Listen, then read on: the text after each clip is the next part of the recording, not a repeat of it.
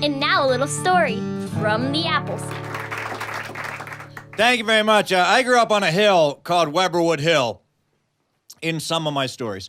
And Weberwood Hill was about a mile from the top of Weberwood Hill to the bottom of Weberwood Hill. And the first third of the hill was almost straight up and down. And then it sort of flattened out a little bit at Claridge Circle. And then the top part of the hill was maybe even more straight up and down than the bottom third of the hill.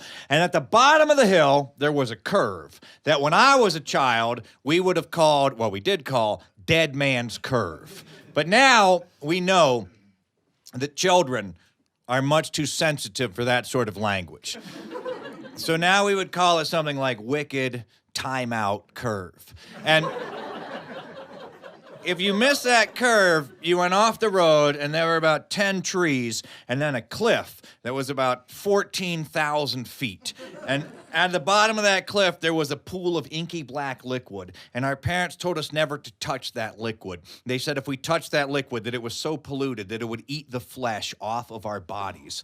And then they told us to never go swimming in it, because if we went swimming in it, we would wake the mer creatures, the mermaids and mermen that lived at the bottom, and they would swim to the surface and eat the flesh off of our body. We thought, how can they eat the flesh off of our bodies if the liquid has already burned it off? But we just wrote it off as the stupid sort of thing that adults say. And so anyway, we were sitting at the top of Weberwood Hill. We were on our bicycles. We were getting ready to ride our bicycles down Weberwood Hill. And the goal was to pedal the entire way down, to be in 10th gear by the time you got to my house, the 4th house down the hill, and to never touch your brakes all the way down. And the reason we wanted to do this is because we thought if we pedaled hard enough, we could build up enough friction on our sprockets that we could set our chains on fire. And the reason we thought we could set our chains on fire is because Nora said we could. Now, Nora was a girl in our neighborhood. She was the smartest girl in the neighborhood. She was the funniest girl in the neighborhood. She was the prettiest girl in the neighborhood. And we were right at that age where boys start to think to themselves, well, if girls have cooties, maybe cooties aren't such a bad thing to have. So when Nora said stuff like, if you pedal hard enough, you can set your chains on fire, all the boys in the neighborhood were like, uh-huh, Nora, you're pretty. We'll do it. Which is not something boys outgrow. And so there we were, getting ready to ride our bikes down the hill. And now, to be totally honest, I didn't want to set my chain on fire. I just wanted to know the kid who set his chain on fire. Because when I was growing up, whenever I was about to do something stupid, my dad would run in the room and he'd be like, no, no, no, never try and cut glass with scissors. Dan Carlisle tried to cut glass with scissors. The glass broke. He cut his hand off. He was never the same afterwards. Our dad would say, no, no, no, never tie your sled to a moving car. Dan Carlisle tied his sled to a moving car. The car stopped. Dan didn't. He hit his head. He was never the same afterwards. Our dad would say, no, no, no, never put a slug in your ear. Dan Carlisle put a slug in his ear, ate his brain. He was never the same afterwards. Now, I could never follow the chronology of poor Dan's life, but I know he was never the same afterwards. So I didn't want to set my chain on fire. I just wanted to know the kid who set his chain on fire. And my chief candidate was a guy named Elmore Lowfink. Now, here's what you have to know about Elmore. Elmore played t-ball for 2 years. You understand t-ball, right? There's a stand. It's maybe 2.5 feet tall, little piece of rubber on top. You put the baseball on top of that, and then you come up and you swing. The ball is not moving. It's not going 100 miles an hour. It's not sliding. It's not corkscrewing. It's not curving. It's just sitting there. 2 years, Elmore played t-ball. Never got a hit. He went over the ball, the little rubber thing under the ball, he sent that over the second baseman's head on several occasions, but the ball just went thunk. And I have to say that when I took my children to play t-ball, you know, the coach was there, and the coach was like, okay, there's no outs, everybody gets to hit, and we don't keep score. And I said to my children, when I played t-ball, there were 3 outs. Not everybody got to hit. And if you made it to first base, and then second base, and then third base, and then home, we called that a run, and somebody made a mark in a book. And at the end of the game, we counted up those marks, and the team that had the most runs, we called them the winner. And I said to my children, remember, if nobody wins, Everybody's a loser. But anyway, Elmore had graduated from the baseball arts and had gone into the bicycling arts. And Elmore was set on setting his chain on fire. Of all the kids in the neighborhood who wanted to set his chain on fire, Elmore most wanted to set his chain on fire. Because of all the kids in the neighborhood that had a crush on Nora, Elmore had the biggest crush on Nora. Elmore wanted to date Nora. He wanted to serenade Nora. He wanted to write her love poems like, Nora, Nora, how I adore ya. You throw a little scat in there, that'll really swing, man. He wanted to marry Nora, have 1,000 children with Nora, and live the rest of his life with Nora. And Nora did not feel the same way about Elmore. Nora thought if she had to spend the rest of her life with Elmore, maybe they could be neighbors if there were a couple of houses in between. But Elmore was sure that if he could set his chain on fire, he could win Nora's heart. So Nora said go, and we started off down the hill. Now, young people, this is going to shock you, but we were not wearing safety gear. When I was a kid, only 4 kinds of people wore safety gear: firemen, construction workers, professional football players, and astronauts. If your job did not include running into a burning building, having an I-beam dropped on your head, purposely running into another human being, or re-entering the atmosphere.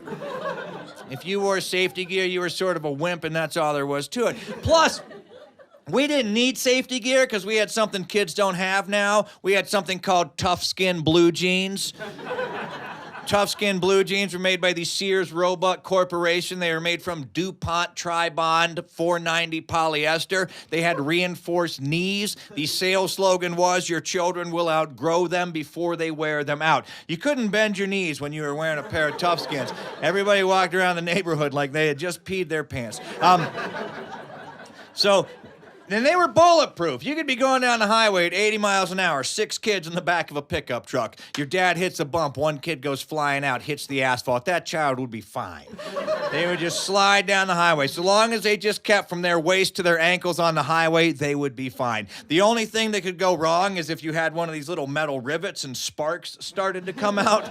If you were beside a tanker truck that was leaking, kaboom. Well, you would be fine. No, that's not true. You wouldn't be fine. You would be gone from the waist up and the ankles down. But anything covered by your tough skins would be fine. And so, anyway, I was putting my daughter on that little seat on the back of my bicycle one time when she was little, so I put her helmet on, and her elbow pads, and her knee pads, and her shin guards, and her little gloves, and her Kevlar vest. And I put her on the seat, and I was getting on the seat myself, and I went to swing my leg over, and bam! I kicked her right in the face. The only part of her body I could have hurt her. Not on purpose, you understand. And that didn't really happen to me. I read that in Reader's Digest, but I thought it was funny. And so I stole it. And that, children, is how you cite a source. So,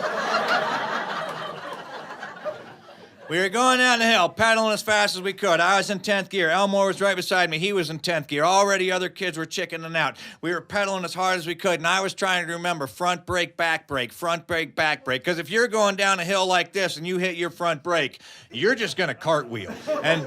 And I was looking for dogs. I'll tell you why I was looking for dogs. Because my dad told me that the bicycle tires on those bikes were so thin that if you hit a dog... Now, here's the thing, again, for the young people. You've probably in your life had an adult say something to you where you thought to yourself, I know that adult is trying to communicate useful information to me, but what that adult just said is the single most moronic thing I have ever heard in my life.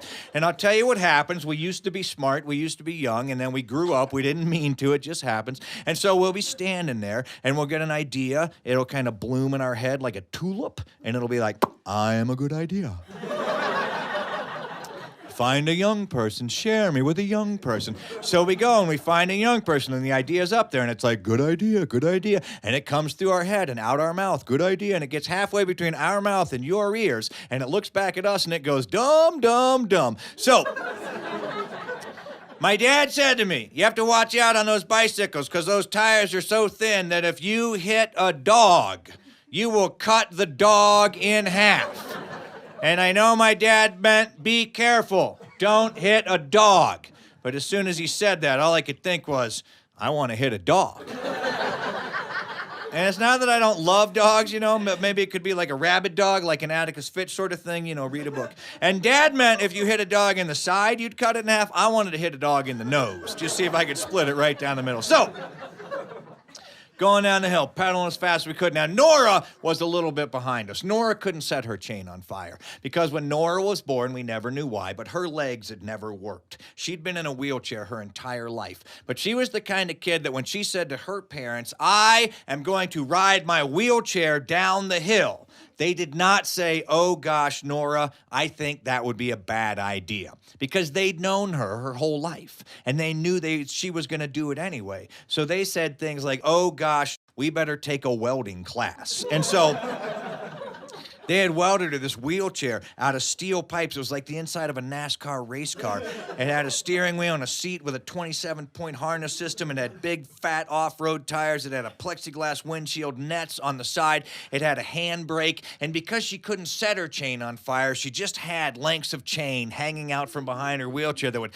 slap into the ground, and great plumes of sparks would come up. So we're going down the hill. We got to Claridge Circle, where everything sort of flattened out, and more kids are chickening out, till we get to the top of the last part of the hill, and it was just myself and Elmore left side by side. Nora was a little bit behind us, and I could smell hot metal, like when you're standing next to an old radiator or a car that's just been turned off. And I looked down to see if my chain was on fire. My sprocket wasn't even red, but I could still smell hot metal. So I looked over at Elmore's bicycle, and his sprocket was glowing bright red, and there were heat waves shimmering off of it, bouncing off his tough skins, going up into the sky, burning a hole in the ozone layer. And then, whoosh, 80 feet of flame shot out from behind Elmore's bicycle, and he was so excited he was screaming, I'm on fire!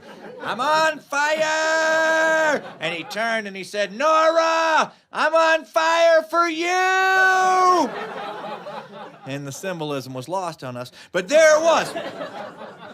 We'd done it. We'd set our chains on fire. Notice how I take credit. And so I started to brake. And I was back brake, front brake. And Elmore was back brake, front brake. And then shoo, Nora shot in between us, going 704 miles an hour. Something had gone wrong with her brakes. She couldn't stop. There was no way she was going to make it around wicked timeout curve. She was going to go off the road, through the trees, into the pool. I didn't want that to happen, but I didn't know what to do. And then Elmore did the bravest thing I've ever seen. He let go of his brakes and he started to pedal as hard as I could. And I wanted to know what was going to happen, so I let go of my brakes and I started to pedal as hard as I could. And Elmore, just before Nora, when all that separated Nora from certain doom was the thin white line on the edge of the road, Elmore whipped in front of her on his bicycle and he grabbed his front brake as hard as he could. He stood his bicycle up on its front wheel, wiggled his hips, spun his bicycle around in a great 360-degree arc, and his back tire hit the front of Nora's wheelchair and sent it rolling back up the hill. Here was a child who could not hit a baseball,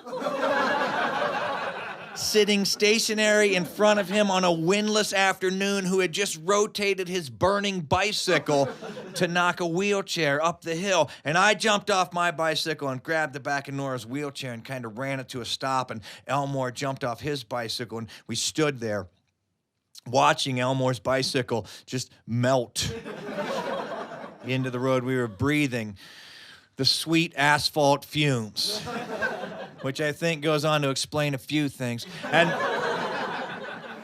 when it was all gone, when there was nothing left but some aluminum ash and some bubbles in the asphalt, when it was all gone, Nora turned to Elmore and she said to Elmore in that voice that only girls can use. And I caution young women who are just discovering this voice, please use it for the powers of good. Because it is a voice that girls can use, females can use, that can make boys do anything. And Nora looked at Elmore and she had a twinkle in her eye. And she said, in that tone of voice, she said, Elmore, you can push me back up the hill. Thank you very much. Thanks for joining us for a little story from the Appleseed.